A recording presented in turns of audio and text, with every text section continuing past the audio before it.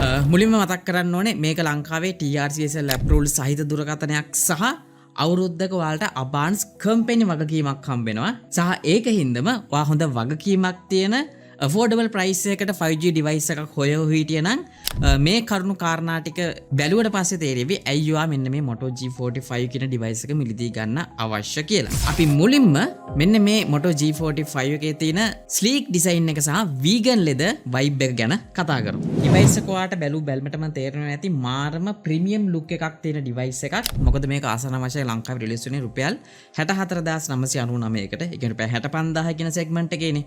ඉතින් ඒ segment එකේ තියෙන මාරම ප්‍රීමියම් වයිබ් එකක් තමයි මෙන්න මේ Moto G45 එකේ බලා ගන්න පුළුවන් වෙන්නේ.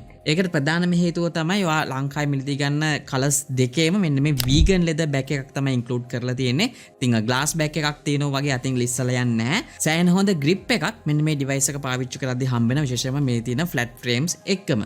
කොහොම නමුත් කැමරා බම්ප් එක වාට පේනවා ඇති සිංගල් ලේයර් එකකින් තමයි ගිහින් තියෙන්නේ. මොකද කැමරා බම්ප් එකවත් බෑක් කවර් එකවත් වෙනම ෆීල් වෙන්නේ නැහැ කිසිම වෙලාවක.